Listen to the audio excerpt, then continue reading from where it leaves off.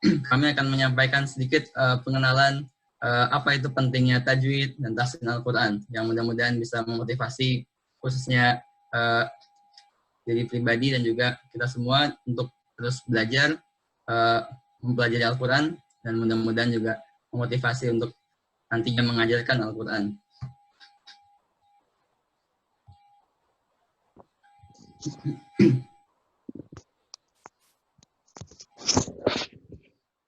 Baik.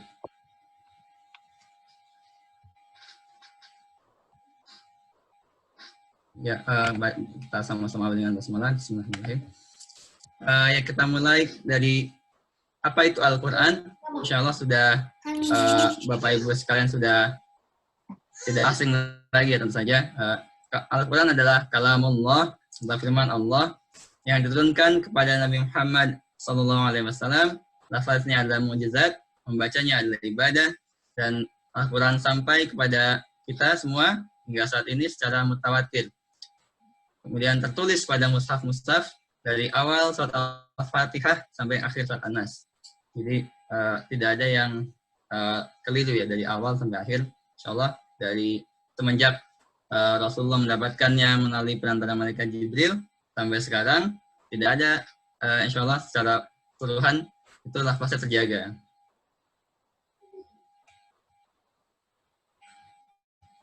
Kemudian bagaimana proses Al-Quran sampai kepada kita? Pertama, ya tentunya kita tahu bahwa Al-Quran disampaikan diturunkan oleh Allah kepada Rasulullah Sallallahu Alaihi Wasallam melalui perantara malaikat Jibril Alaihissalam. Kemudian dari Rasulullah menyampaikan kepada sahabat beliau, dan dari sahabat nantinya mengajarkan kepada tabiin, hingga seterusnya tabiin, hingga sampai sekarang umat muslim sekalian yang mendapatkan bacaan atau mengetahui Al-Quran. Secara umum, Rasulullah SAW menyampaikan Al-Quran melalui dua cara. Yang pertama secara tertulis dalam kitab atau mushaf-mushaf. Jadi ketika Rasulullah mendapatkan wahyu, maka sahabat langsung menuliskan di mencatat di alat-alat tulis yang ada, entah bisa di kulit atau di kain, dan seperti itu. Dan yang kedua adalah secara lisan atau riwayatan melalui suara. Yang maksudnya adalah Rasulullah membacakan atau mentalakikan kepada sahabat, kemudian sahabat mendengarkan, menyimak, kemudian dicek kembali apakah sudah betul memang ayat ini yang sampai kepada Rasulullah. Jadi mulai dua cara ini Al-Quran sampai sekarang Allah jaga. Nah, tentu banyak sekali keutamaan dari membaca Al-Quran. Nah, di sini kami akan menyebutkan beberapa poinnya saja. Yang pertama, di antara keutamaan dari membaca Al-Quran adalah perniagaan yang tidak rugi. Jadi ada suatu kegiatan yang tidak akan mendatangkan kerugian. Hal ini sesuai dengan firman Allah pada Quran surat Fatir ayat 29-30, yang artinya sesungguhnya orang-orang yang selalu membaca kitab Allah dan mendirikan salat dan menginfakkan sebagian rezeki yang kami anugerahkan kepadanya dengan diam-diam dan terang-terangan, mereka itu mengharapkan perdagangan yang tidak akan rugi, agar Allah menyempurnakan pahalanya kepada mereka dan menambah karunia-Nya. Sungguh Allah Maha Pengampun lagi Maha Mensyukuri.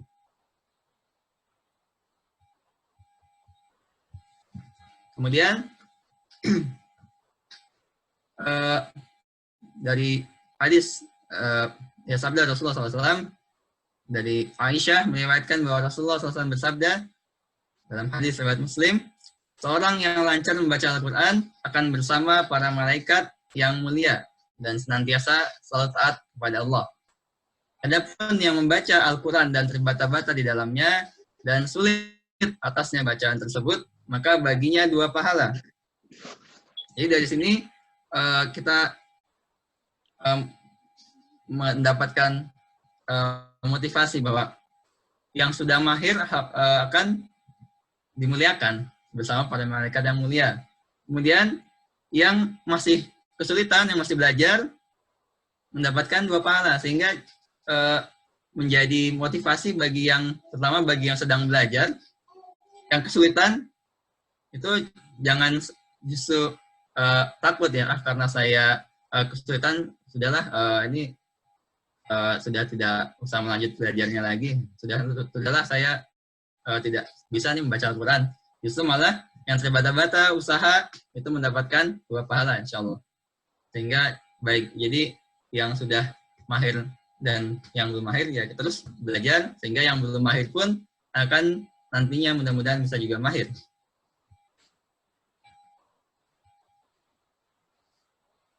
Selanjutnya adalah membaca Al-Quran dengan tartil. Jadi bagaimana cara membaca Al-Quran yang benar? Ya, ini sebagaimana firman Allah, "Auzid alaihi wa rattilil Qur'ana tartila" pada surat Al-Muzammil ayat 4, yaitu dan bacalah Al-Quran dengan tartil. Nah, apa yang dimaksud dengan tartil?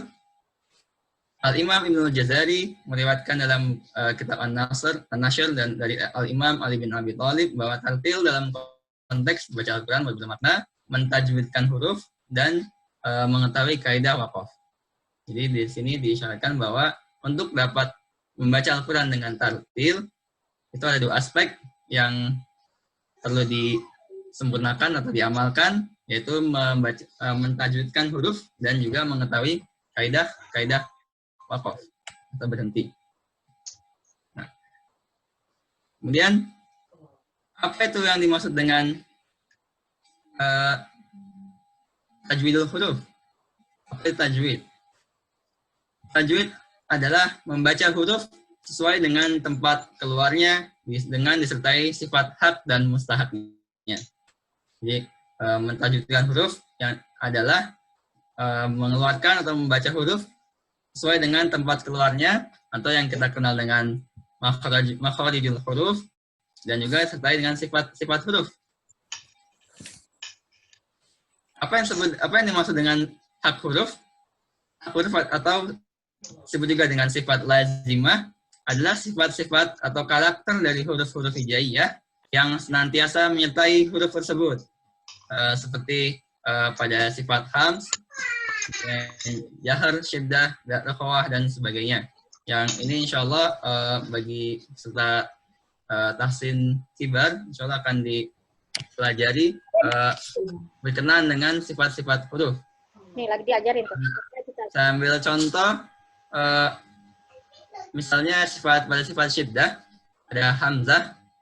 Syiddah ini sifatnya kuat atau tertahan. Jadi ketika kita mensukunkan hamzah, a, maka bacanya akan terhenti, a akan tahan, tidak bisa a, tidak bisa seperti itu. Itu misalnya, dan ini sifat lazimah atau sifat yang selalu ada dalam pada huruf tersebut.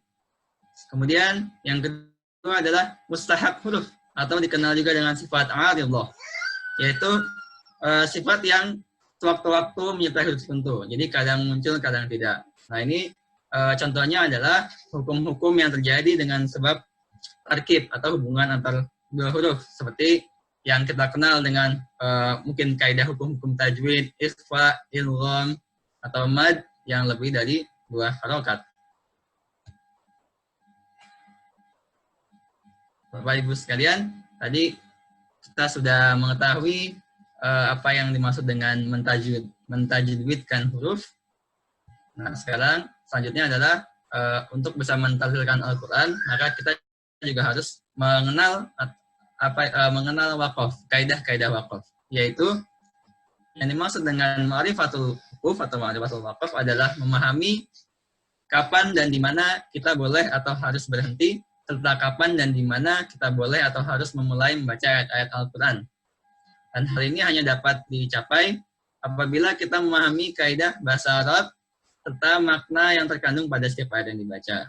Karena itu, untuk dapat mendalami atau mengamalkan kaidah-kaidah wakaf yang sempurna, maka kita perlu mempelajari kaidah bahasa Arab dan juga perlu memahami kandungan arti dan kandungan dari ayat yang dibaca.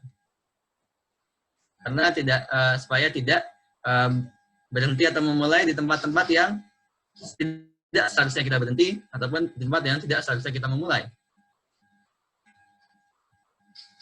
Bapak Ibu sekalian, dapat disimpulkan bahwa kesempurnaan membaca Al-Quran dengan tartil dapat diraih apabila sudah terpenuhi dua aspek yang saling berkaitan. Yang pertama adalah membacanya dengan benar, sesuai dengan kaidah-kaidah tajwid. Dan yang kedua, memahami apa yang dibacanya, sehingga kita dapat mentadaburi isinya, meresapi makna yang terkandung di dalamnya, dan mengamalkannya dalam kehidupan sehari-hari. Dan ini yang tentu saja impian yang kita capai sebagai ahlul Quran, yang dapat membaca Al-Quran dengan benar sesuai dengan kaidah-kaidah tajwid, kemudian juga memahami ayat-ayat yang dibaca sehingga dapat mentadaburi, sehingga dapat mengamalkan dalam kehidupan sehari-hari. Ya, semoga kita semua dimudahkan oleh Allah untuk dapat menjadi ahli Quran. Amin. Amin.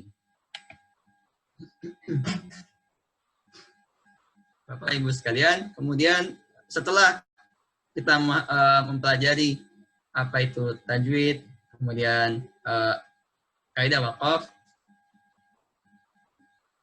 kemudian selanjutnya adalah kita akan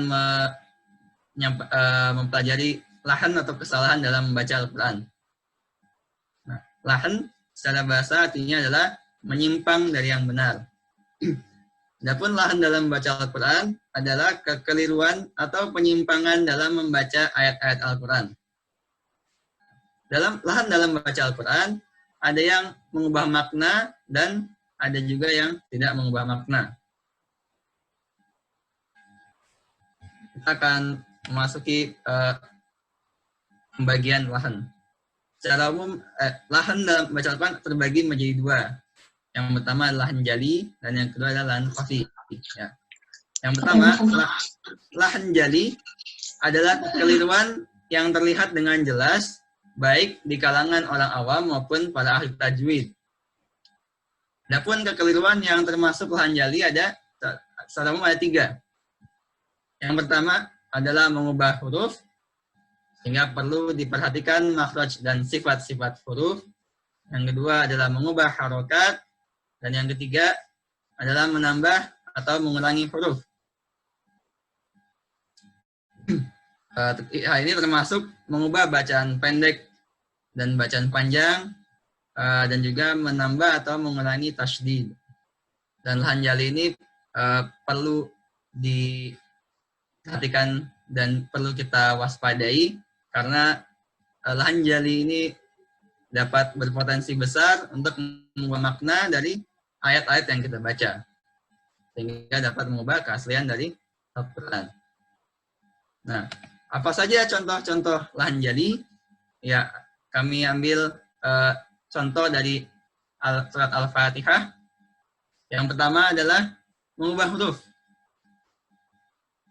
Contohnya misalnya pada ayat Alhamdulillahi Rabbil Alamin. Yang artinya segala puji bagi Allah, Rabb semesta alam. Kata alhamdu, itu artinya alhamdu dengan ha, itu artinya segala puji. Alhamdu. Apabila huruf ha diubah menjadi huruf ha, karena berdekatan maksudnya, menjadi alhamdu, dari alhamdu menjadi alhamdu. Alhamdu artinya segala kehancuran. Karena ini mengubah artinya sudah berubah secara signifikan, sehingga bertolak belakang. Kemudian Rabbil Alamin artinya adalah Rabb semesta alam. Al-Alamin dengan ain. Apabila huruf ain tertukar dengan huruf hamzah sehingga menjadi Rabbil Alamin, nah ini menjadi Rabbnya rasa sakit. Ini juga sudah mengubah makna secara signifikan. Jadi kita harus berhati-hati dari mengubah huruf apapun hurufnya, karena dapat berpotensi mengubah makna. Kemudian yang kedua adalah menambah atau mengurangi huruf. Contohnya, saya ambil lagi dari surat Al-Fatihah. Misalnya pada ayat Maliki Yaumiddin, kata yang berarti pemilik hari pembalasan.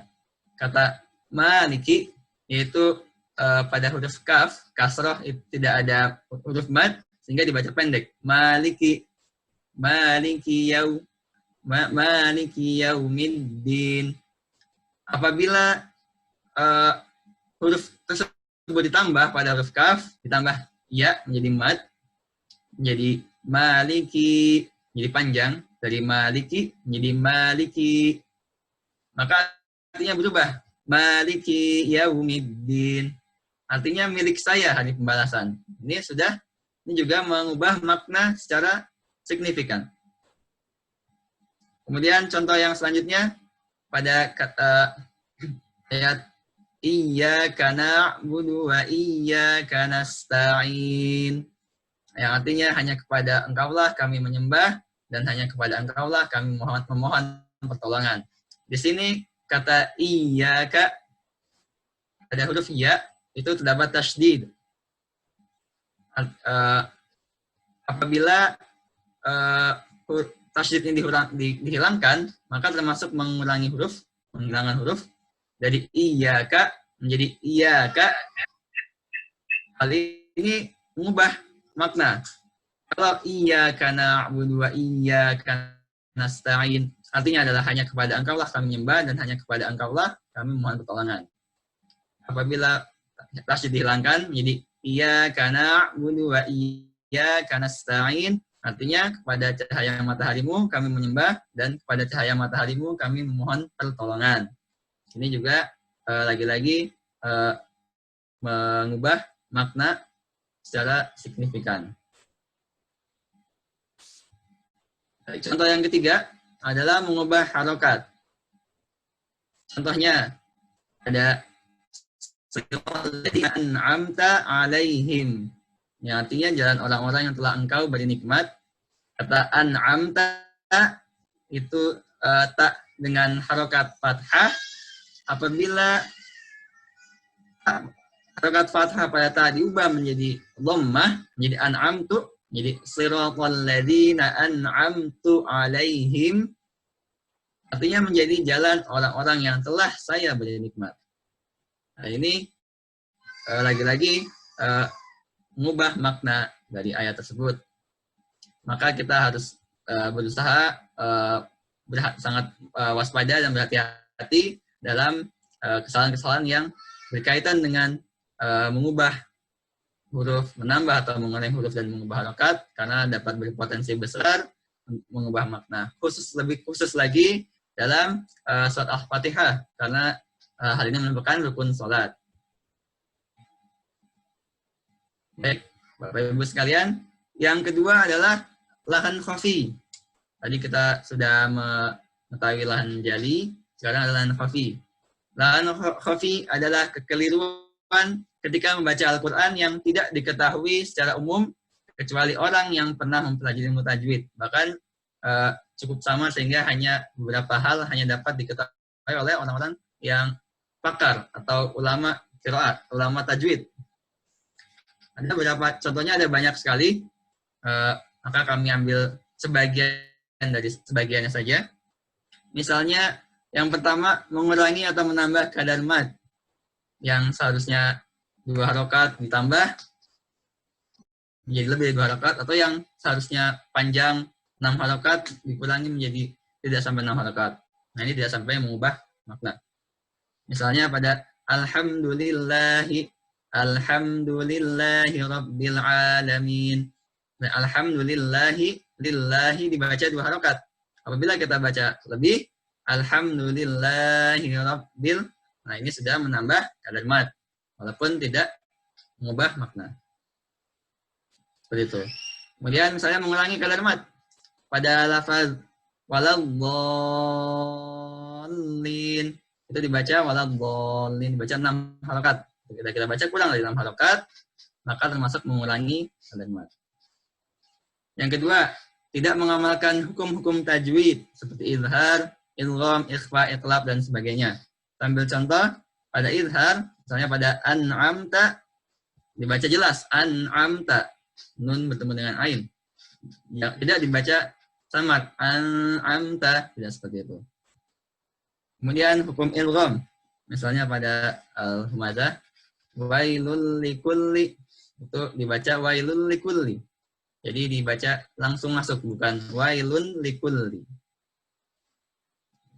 Kemudian misalnya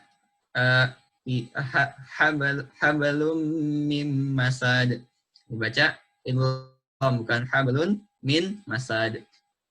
Seperti itu. Kemudian contoh ikhfa, misalnya pada al-kafirun wala antum, dibaca samar antum, bukan dibaca wala antum. Kemudian contoh iqlab, misalnya pada min ba'di, itu tidak dibaca min ba'di. Yang ketiga, memantulkan huruf-huruf yang bukan qalqalah ataupun tidak memantulkan huruf-huruf yang seharusnya qalqalah. Misalnya pada lafaz alhamdu terkadang dipantulkan huruf lamnya, jadi alhamdu, dan juga mimnya alhamdu. Nah, ini termasuk memantulkan huruf-huruf yang bukan qalqalah, karena lam dengan mim itu tidak punya sifat qalqalah. Atau misalnya justru mengqalqalahkan yang tidak qalqalah, misalnya pada al-maghdubi, ini tidak mantul lainnya, jadi tidak dibaca al-maghdubi. Nah, ini sudah memantulkan huruf lain yang semestinya tidak memiliki sifat qalqalah.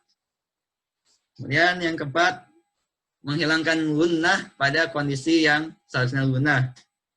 Misalnya pada innal insana lafi khusr. Innal insana itu dibaca dengan gunnah. Jadi tidak dibaca. Jadi adalah masuk lahan ketika dibaca tanpa guna. Innal insana innal insana. Nah, ini termasuk tidak menggunakan kondisi yang seharusnya dibaca guna. Dan lain-lain yang masih dan banyak sekali contohnya dapat kami sampaikan satu-satu. Bapak Ibu sekalian, adapun setelah kita mengetahui tajwid, bagaimana mentadbirkan Quran, kemudian lahan kesalahan dalam baca Quran, maka kita juga perlu mengetahui apa urgensi dari mempelajari tajwid Al-Quran. Yang pertama adalah menjaga lidah dari lahan dalam baca Al-Quran. Jadi ini adalah manfaat yang paling utama dari mempelajari tajwid, yaitu menjaga lidah dari kesalahan-kesalahan dalam baca Al-Quran.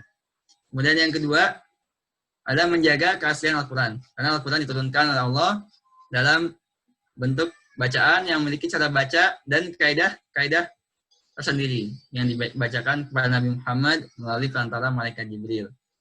Dan memang Al-Quran yang disampaikan kepada Nabi Muhammad itu sudah dengan kaidah-kaidahnya. Jadi sudah ada kaidah-kaidahnya yang baru kita kenal sekarang dengan ilmu tajwid. Dan yang ketiga tentu saja kita mengharapkan ridha dan pahala dari Allah Subhanahu wa taala.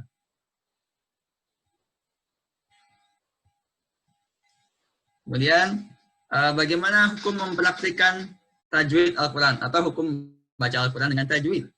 Yang pertama, hal-hal yang berkaitan dengan perubahan makna, maka wajib diamalkan seluruhnya. Hal ini hal-hal yang maksudnya adalah hal-hal yang berkaitan dengan apabila tidak diamalkan dapat mengubah makna, maka ini harus diamalkan. Jangan sampai jangan sampai kita tadi mengamalkan lahan jali yang dapat mengubah makna. Oleh karena itu, setiap kita semua pembaca Al-Quran, maka wajib menjaga huruf agar tidak berubah ke huruf yang lain. Maka kita harus mengenal makhraj dan sifat huruf. Menjaga kata agar tidak bertambah atau berkurang hurufnya. Kemudian menjaga harokat agar tidak berubah ke harokat yang lain, yang mana dapat berpotensi besar mengubah makna. yang pertama. Dan yang kedua, apabila hal-hal yang berkaitan dengan sifat-sifat yang menghias, maka ini dapat dilihat dari dua sisi. Apabila seorang yang sedang mengambil periwayatan atau majelis ada, maka wajib mengamalkan semua sifat-sifat penyempurna sesempurna mungkin. Kemudian pada saat tilawah biasa, maka tidak berdosa meninggalkan sifat-sifat tahsiniyah bagi orang awam, namun sunnah bagi yang untuk menegakkan seluruh sifat tersebut kemampunya. Adapun bagi qari mutqin atau pengajar Al-Quran, maka aib baginya apabila meninggalkan sifat-sifat tahsiniyah. Yang dimaksudkannya adalah tadi mengidghamkan idgham dengan sempurna, mengikhfakan ikhfa, mengizharkan izhar, kemudian menjaga konsistensi bacaan mad agar selalu konsisten. Ini termasuk sifat-sifat ya tahsiniyah. Karena apabila tidak diamalkan tidak berakibat pada perubahan dari makna. Bapak Ibu sekalian, selanjutnya adalah apa itu sandaran ilmu tajwid. Sandaran ilmu tajwid adalah riwayat-riwayat yang sahih yang datang dari para ulama dengan sanad mereka sampai kepada Rasulullah SAW. Bacaan Al-Quran hanya bersumber dari riwayat yang sahih yang bersambung sanadnya kepada Nabi. Kemudian seorang mesti mengikuti apa yang diajarkan gurunya berdasarkan riwayat tersebut. Jadi tentu yang diajarkan oleh Rasulullah kepada sahabat ya berupa bacaan. Tidak dulu tidak dikenal hukum-hukum tajwid, tapi yang ada hanyalah ya beginilah Rasulullah mentalakikan kepada sahabat, beginilah sahabat mendapatkan bacaan dari Rasulullah, sehingga baru kemudian untuk memudahkan generasi-generasi selanjutnya barulah ada istilah buku-buku tajwid, kemudian dijelaskan secara terperinci untuk memudahkan bagi orang-orang awam mempelajari untuk bisa membaca Al-Quran dengan sempurna. Kemudian apa saja yang perlu diperhatikan dalam belajar tajwid? Yang pertama adalah bertalaki kepada guru. Nah, ini pentingnya belajar dengan guru, karena dalam membaca Al-Quran dengan baik, dengan sempurna, tidak cukup dengan otodidak. Kita mendengarkan audio atau menonton video atau membaca buku tajwid. Nah, ini akan sulit. Walaupun kita menonton video syaikh, misalnya Mas Syaikh, misalnya Syaikh Mr. Rashid, atau Dr. Aiman Suwaid, atau mendengarkan audio Qori, itu tidak cukup, karena mereka tidak mengkoreksi bacaan kita. Jadi, ketika kita menonton video Syaikh, ya yang sudah bacaan sudah bagus, ya tentu saja karena sudah ahli, ya walaupun ketika kita hanya mengikuti gerakan mulut saja kita merasa sudah pas, ya belum tentu pada saat kita mempraktekkan itu kondisinya sama, karena itu perlu adanya guru yang dapat mengkoreksi bacaan kita. Adapun ketika otodidak membaca buku tajwid, maka tidak ada yang mengoreksi, sehingga kita berusaha untuk mencari guru, berusaha terus belajar dengan guru, dan selain itu juga perlu bersabar, karena ya kecepatan orang dalam belajar berbeda-beda. Ada yang mungkin mudah belajar dengan guru, ada yang kesulitan. Nah, ini kita harapnya bersabar, dan juga kita berdoa agar mendapatkan guru yang terbaik yang bisa mengingatkan kita dan juga bisa memperbaiki, mengkoreksi bacaan kita sehingga bisa terhindar dari lahan-lahan tersebut. Dan yang kedua adalah mengamalkan pada yang diajarkan oleh guru dan tidak menyelisihinya. Jadi kita amalkan apa yang kita dapatkan dari guru kita, yang insya Allah itu sesuai dengan kaidah-kaidah tajwid.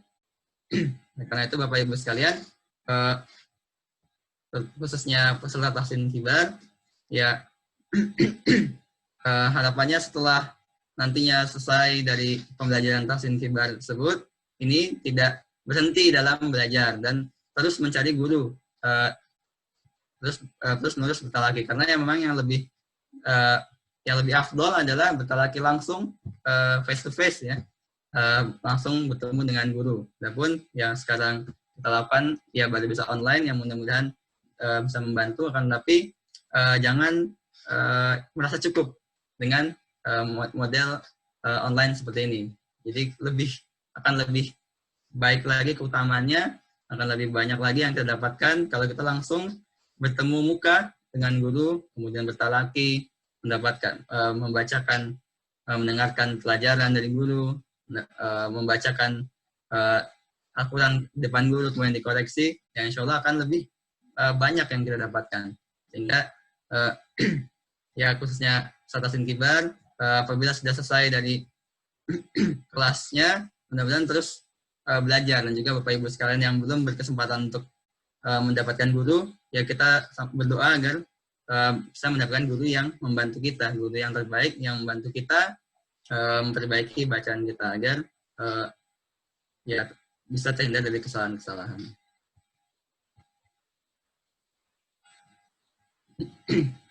Nah, berikutnya adalah motivasi untuk dalam belajar tajwid. Salah satunya adalah menjadi sebaik-baik manusia. Sebagaimana hadis dari Rasulullah SAW, khairukum man ta'allama al-Qur'ana wa 'allamah. Sebaik-baik kalian adalah orang yang belajar Al-Quran dan mengajarkannya. Diriwayatkan oleh Bukhari. Dan yang kedua adalah mendapatkan mahkota kemuliaan di akhirat. Ini juga dari riwayat At-Tabrani dari Abu Hurairah, Nabi Sallallahu Alaihi Wasallam berkata, Al-Quran akan datang pada hari kiamat seperti orang yang wajahnya cerah. Lalu dia bertanya kepada orang yang gemar berinteraksi dengannya, apakah engkau mengenalku? Akulah yang membuatmu begadang pada malam hari dan yang membuatmu kehausan di siang hari. Sesungguhnya setiap pedagang berada di belakang barang dagangannya, dan aku bagimu pada hari ini berada di belakang seluruh perdagangan. Kemudian letakkan mahkota kehormatan di kepalanya, dan bagi kedua orang tuanya diberi pakaian mewah yang tidak bisa dinilai dengan dunia seisinya. Lalu orang tuanya menanyakan, ya Allah, dari mana kami bisa diberi pakaian seperti ini? Kemudian dijawab, disebabkan anakmu mempelajari Al-Quran. Semoga kita berusaha untuk terus belajar, membaca Al-Quran dengan baik, menjalankan kemuliaan, kemudian mengamalkannya, dan juga mudah-mudahan setelah kita belajar bisa mendapatkan kesempatan untuk mengajarkan Al-Quran, sehingga mendapatkan juga kemuliaan yang sebaik-baik manusia dan juga mahkota kemuliaan. Ya, sedikit pesan dari Imam Ibnu Jazari, sedikit nasihat pada kita semua agar terus belajar, terus berlatih. Bagaimana perkataan Imam Ibnu Jazari dalam Matan Muqaddimah Jazariyah, walaisa bainahu wa baina tarkihi illa riyadhatul mri'in bifaqih. Dan tidak ada yang membedakan antara orang yang mengamalkan tajwid dengan orang yang meninggalkannya, kecuali dengan latihan terus-menerus secara konsisten dengan lisannya. Allah a'lam bishawab. Ya, dapat disebutkan bahwa kita untuk bisa mengasalkan dengan tajwid, kita harus mengenal makhraj dan sifat huruf, dan juga mengetahui kaidah waqaf, dan itu agar dapat membaca Al-Quran dengan tartil. Tapi juga agar bisa membaca Al-Quran dengan sempurna, maka kita memerlukan belajar dengan guru, dengan talaki langsung dengan guru. Ya, semoga Allah Subhanahu wa Ta'ala memudahkan kita dalam mempelajari Al-Quran, khususnya mendapatkan guru, dan juga tidak kalah pentingnya kita juga minta kepada Allah agar dimudahkan lisan kita dalam membaca Al-Quran, agar juga diberikan kefasihan lisan agar terhindar dari kesalahan-kesalahan dalam membaca Al-Quran. Wallahu a'lam. Yang berkata Allah, bila ada kesalahan mohon dimaafkan. Wassalamualaikum warahmatullahi wabarakatuh. Apabila ada pertanyaan, dipersilakan bisa diketik melalui chat.